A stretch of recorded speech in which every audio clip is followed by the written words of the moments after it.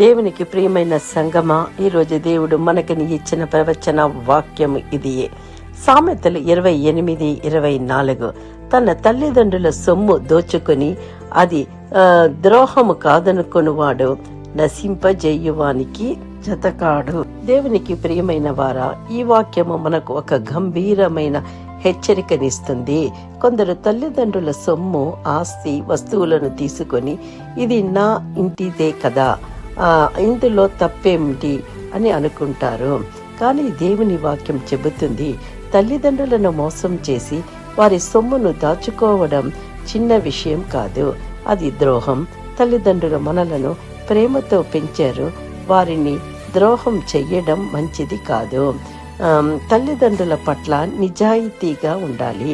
తల్లిదండ్రుల డబ్బు లేదా ఆస్తిని దాచిపెట్టి తీసుకోవడం దేవుని ముందు తప్పు. కుటుంబంలో ప్రేమ ఉండాలి, మోసం ఉండకూడదు. కుటుంబంలో కూడా నిజాయితీ దేవునికి ప్రీతికరమైనది. తల్లిదండ్రులను గౌరవించాలి. వృద్ధాప్యంలో తల్లిదండ్రులకు సహాయం చెయ్యాలి.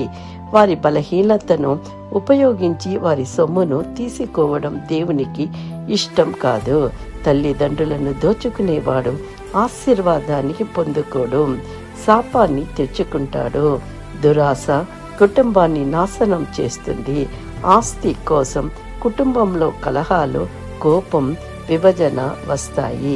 కానీ దేవుని భయం ఉన్నవాడు ఆస్తి కంటే సంబంధాన్ని ఎక్కువగా విలువ చేస్తాడు.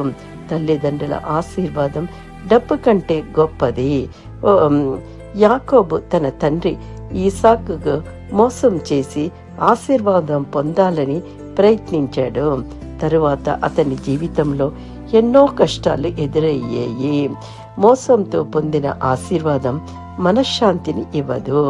అబ్షలోము తన తండ్రి దావీదుకు వ్యతిరేకంగా తిరుగుబాటు చేశాడు. అతని గర్వం, స్వార్థం చివరికి అతని నాశనానికి దారి తీసింది. తండ్రిని అవమానించే మార్గం ఆశీర్వాదానికి కాదు, నాశనానికి దారి తీస్తుంది. గేహాజీ లాభంతో నయమాను దగ్గర నుండి వెండి వస్త్రాలు తీసుకున్నాడు. తన యజమాని ఎలీషాను మోసం చేశాడు. చివరికి కుష్టు రోగం అతనికి వచ్చింది. లోభం మనిషిని మోసం చేస్తుంది. మోసం శిక్షను తెస్తుంది. యోసేపు ఐగుప్తులో గొప్ప అధికారిగా ఉన్నప్పుడు తన తండ్రి యాకోబును గౌరవించాడు, చూసుకున్నాడు. తండ్రి వృద్ధాప్యంలో అతనికి సేవ చేశాడు. దేవుని మనిషి తల్లిదండ్రులను దోచుకోడు, ప్రేమతో చూసుకుంటాడు. ఒక చిన్న ప్రార్థన. ప్రియమైన సహోదరి, సహోదరుడా, ఈ వాక్యాన్ని వింటున్న మనతో దేవుడు ప్రవచిస్తున్నారు. తల్లిదండ్రులను ఘనపరిచే వారిగా ఉందాము, ఆశీర్వాదానికి పాత్రులుగా మారదాము. ఈ వాక్యాన్ని మనకని స్వతంత్రించుకుందాము, ఆశీర్వదింపబడదాము. Amen. Please like, subscribe and comment. Thank you.